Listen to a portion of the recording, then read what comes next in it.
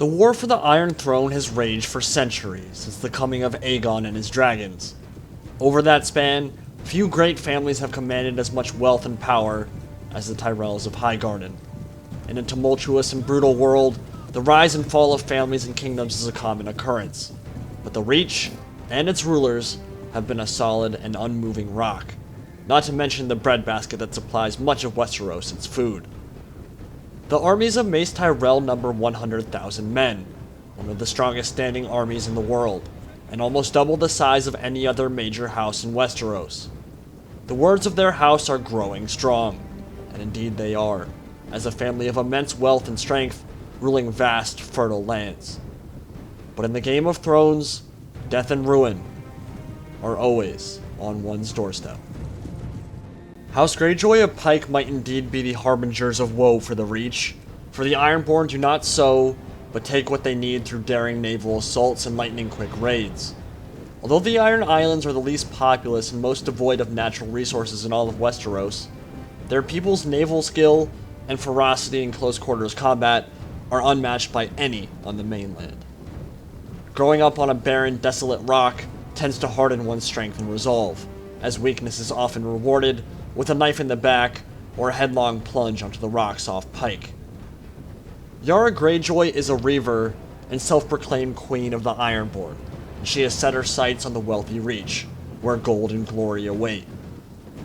What awaits the queen and her men first is a fierce and brutal battle for control of an affluent coastal town, and should they claim it, a great prize for the warriors of Pike. What is dead may never die, but rises again, harder and stronger. Hello my friends, I am Any Pride, welcome back, and here we are playing the Seven Kingdoms mod for Total War Attila, as Oakley High Def of THFE Productions fame commands the Ironborn against my Highgarden army. One of my favorite things about this mod, hands down, is the brilliant work the creators have done importing the likeness of famous Game of Thrones characters into the mod. I have no idea how they did it, but as I'm sure you saw in the intro and right there, Mace Tyrell and Yara Greyjoy look exactly like they do in the show, which is awesome and is a great way to get attached to your characters. The Ironborn are encircling this town of the Reach, and the Tyrell bannermen are going to have their work cut out for them in this one. I've got some nice defensive positions to work with, and my heavy swordsmen in those green shields in shield wall are going to be fantastic infantry, but I am outnumbered, and Ironborn Raiders are stronger in melee combat across the board to make up for the fact that they don't have any cavalry. So in a 1v1 fight, a lot of my troops will lose, and the Ironborn Raiders are absolutely going to be an issue in this one. So you can see I've struck up some defensive positions on the outskirts of the town in the choke points using my shield wall to its greatest effect, and hopefully that will be enough to slow them down. We have some light raiders from the Ironborn burning down the towers, and an interesting thing here is that they've actually nerfed towers pretty heavily from regular Attila. I'm going to spring an ambush with my cavalry and slam into the back of these raiders. They were hiding, and Mace Tyrell and his bannermen are going to get a nice hammer and anvil into the back of these raiders and send them running for the hills. I'll reinforce with some of my medium swordsmen and quickly cut them to pieces. So in one of the first engagements of the battle, this is going to go very well for me. But being in a defensive nature in this mod actually isn't a huge advantage in terms of siege battles, because the siege towers are really kind of crappy. I will say in Total War Attila, they were broken. Like, they're machine guns that will absolutely slaughter anything that comes near. I don't know if you guys have noticed that in regular vanilla Attila, but in this mod for sure, they've been nerfed quite heavily, and so my towers aren't going to be doing a lot of damage to the units as they come up. I do have some javelins firing in, and this was my first huge mistake of the game. I didn't notice it, and frankly I should not have been firing into the back of my troops anyway with Ironborn Raiders so close to my heavy swordsmen, but with the HP system and shooting my troops in the back, I'm going to do a lot of damage to my own swordsmen there, when they would have been able to deal with this combat relatively easily anyway. So I am going to slaughter those light raiders as they charge in, but still not very good. I did a lot more damage to my swordsmen than they would have otherwise taken. One interesting thing about the Ironborn is that a lot of them have precursor throwing axes, which means anytime you get close, they will throw some javelins at you, and when that happens to your cavalry, that's a big deal. You can see I've already taken some significant losses on both of my cav units from those precursor axes. They're armor piercing, and I believe that Seven Kingdoms uses the one. Actually, let's get a good look at Mace Tyrell as he runs by. Very, very cool looking model on him. But they're using the HP system from Age of Charlemagne, which means that everything pretty much has, I think, 1 or 2 HP, which means even heavy cavalry will take a lot of losses once they charge into melee or once you try to pull out. And pulling out is something you really can't do in this mod at all without taking horrendous losses. It's a lot like Age of Charlemagne in that way. So you definitely have to be careful with your cav.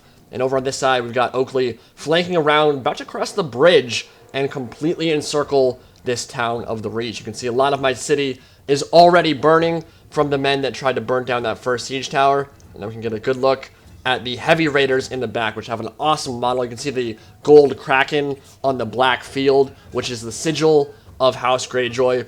And they are some scary heavy infantry when they get into melee, and they have those precursor throwing axes to even up combat even more for them. So they can do a lot of damage. I'll have to be very, very wary about them when they enter melee. I believe these are the medium raiders about to engage with my medium swordsmen, and they will be charging into my shield wall, and the Tyrells will try their best to hold it down here, but not going to be easy combat. One thing that you will notice from this gameplay is that the combat is absolutely brutal. Tons of decapitations, tons of blood. I haven't played Attila in a long time, but this is the kind of thing that makes me kind of miss it.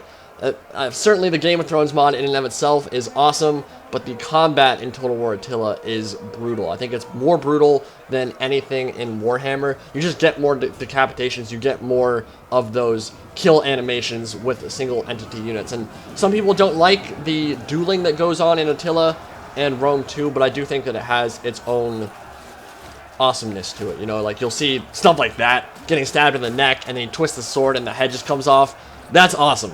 There's a lot of cool stuff like that. So my medium swordsmen are holding the line pretty well here, as everyone and their mother and brother are just getting decapitated and stabbed and eviscerated. It's fun to watch, but let's get an overview of the battle here and see how Oakley is going to be attacking. This is how he likes to handle his siege battles.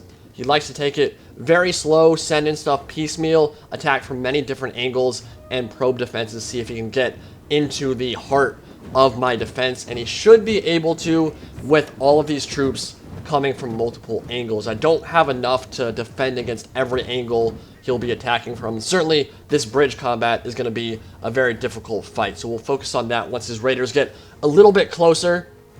But for now, just sending some of his light raiders first to whittle down my swordsmen. You can see that this heavy swordsman right here, the Tyrell Bannermen, have taken a lot of losses, a lot of them from headshots from my javelins from behind, which was, of course, not ideal. Definitely need to be very wary of friendly fire in this mod. Another dude just got decapitated. Awesome stuff. But you've got to be very wary of friendly fire because the longbowmen and the jabs in particular can do so much damage with the 1 HP system.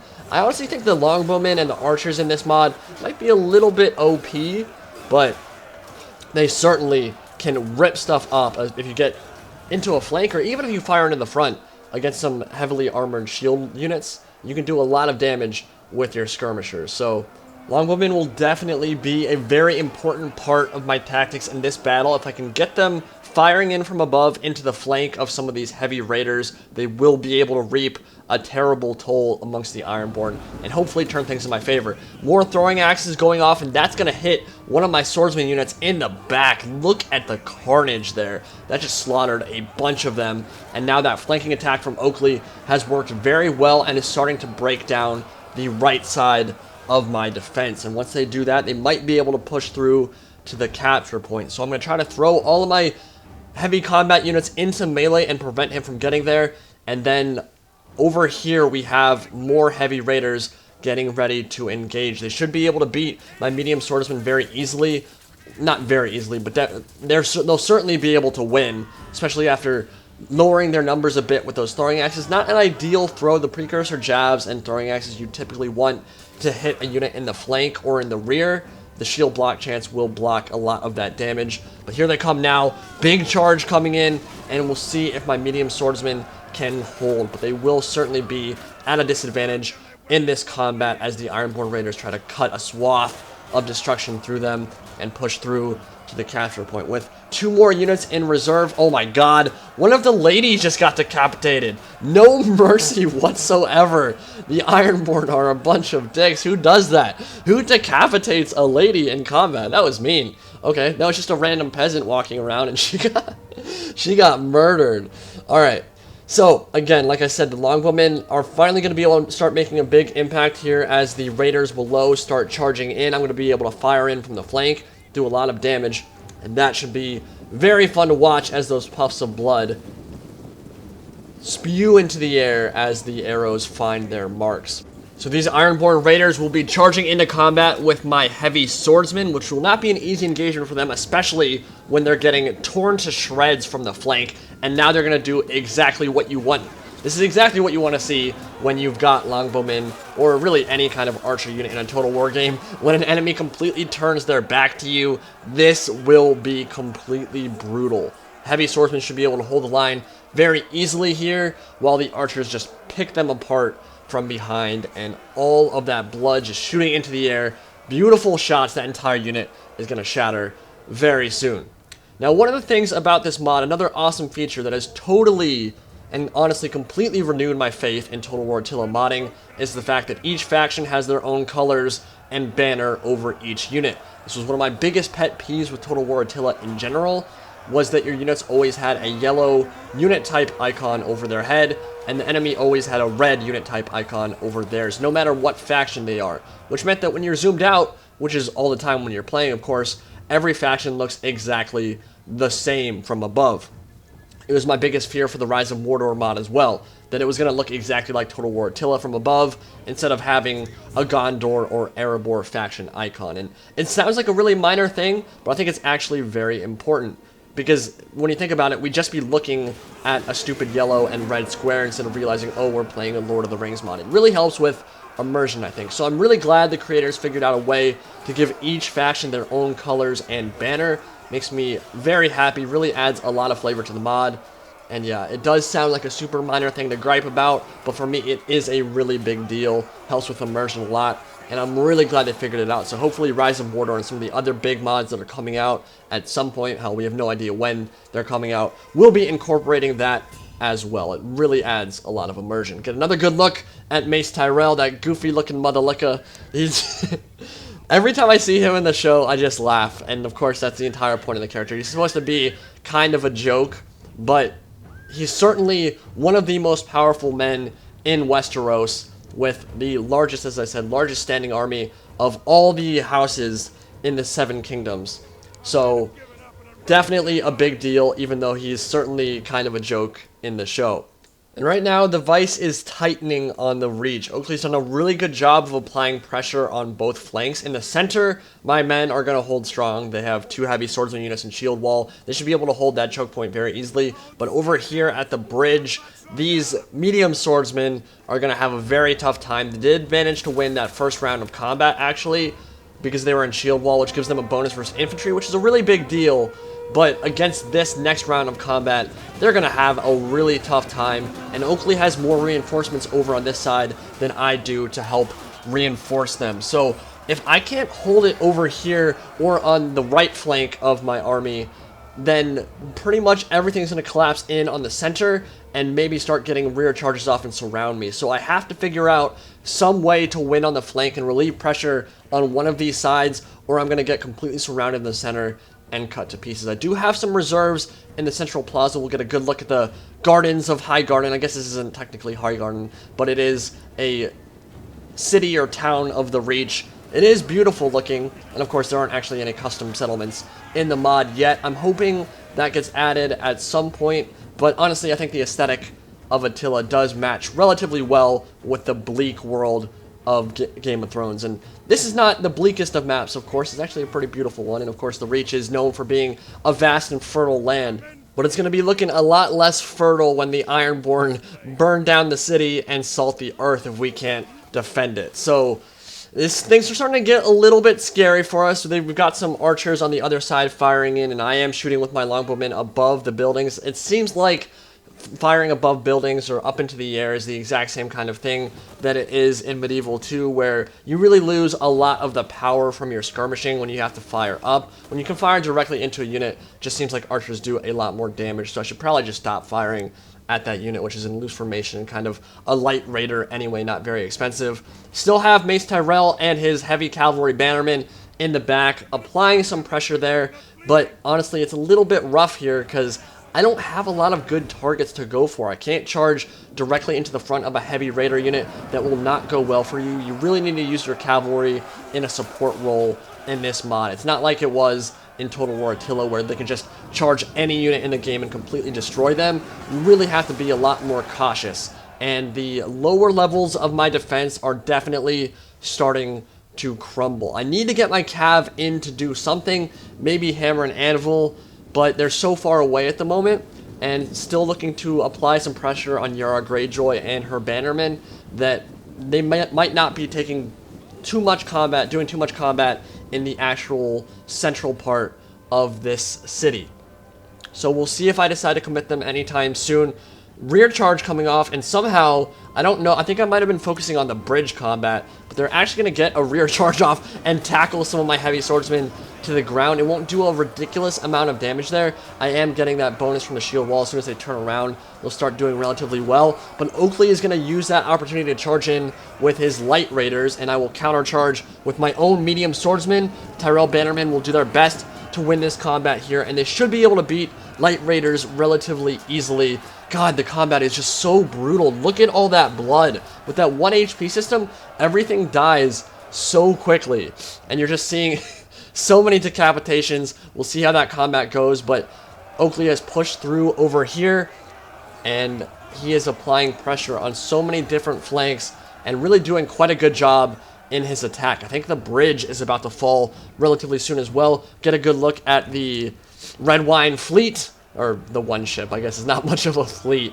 but we've got the Tyrell Bannermen trying their best to hold down this combat. They've done a great job so far. Those medium swordsmen have held the bridge really well, but with this final engagement against the heavy raiders, they're going to have such a hard time surviving. And the Ironborn are definitely starting to sense blood in the water. They are definitely putting a lot of pressure on the Tyrells here, and things are starting to shift a little bit in their favor, but I still have a really important unit, or 2 units actually, the 2 units of heavy cavalry. If I can use them effectively, I might be able to turn this in my favor. Yara Greyjoy still waiting in the back, and Oakley has successfully overwhelmed my outer defenses, and I'm going to have to sound the horn and retreat to the central plaza. So I've got some really nice and brutal choke points to defend in that center part, and here comes my cav. I saw a crossbow unit, and so I'm going to be charging them relatively soon here, but you can see he has a heavy raider there that is hidden, and he's going to spring a perfect ambush here. I never saw the swordsman unit when I charged in. I saw the crossbows for some reason. I guess because they were firing, they appeared, and I was like, okay, you just sent a random crossbow unit out, and I'm stupidly going to take the bait, charge in, and try to get through this swordsman unit at the crossbows, and I'm going to notice it too late, and Mace Tyrell is going to fall. I'm going to lose my general here, which is not a good thing at all. And you can see, trying to pull through combat. Did you see how brutal that was? I lost almost the entire unit of heavy cavalry. Those were actually spearmen. So yeah, of course, that's going to do a lot of damage to my cavalry. That was not good at all. I lost half of my cavalry there, and that is going to shift things even more in Oakley's favor. But I do have an advantage here in the fact that I have these brutal choke points where I'll be able to plop my swordsman into shield wall, and they'll be able to beat back pretty much any heavy raider that charges into combat. Now, I am outnumbered though, so it's going to depend and be a war of attrition whether my men can kill quickly enough before the other units come in to reinforce. So these swordsmen are doing very well. I am beating back these heavy raiders and should be able to murder them relatively soon. But Oakley has a lot more reinforcements coming in, and Yara Greyjoy still has not been committed to the combat, and she has a very strong bodyguard unit, so that will be tough to deal with as well. We'll see. They've actually kind of shifted around the flank of these Tyrell Bannermen, and they're kind of cutting into the flank of them. Oh, very nice kill animation.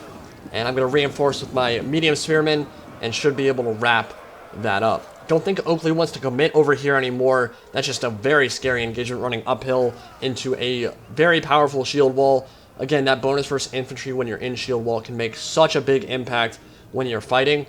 And honestly, in my battles so far, especially in the open plain, I've done a couple of open field battles, the shield wall with swordsmen is often the difference between winning or losing. If you can use shield wall well, it really helps you win combat, but it's a little bit wonky to use on an open field battle because you have to charge and counter charge, and you lose a lot of mobility when you're in shield wall. So it can be a little bit gimmicky how you try to get your opponent to pop shield wall a little bit early and that kind of thing, but it does make for some pretty interesting battles and tactics.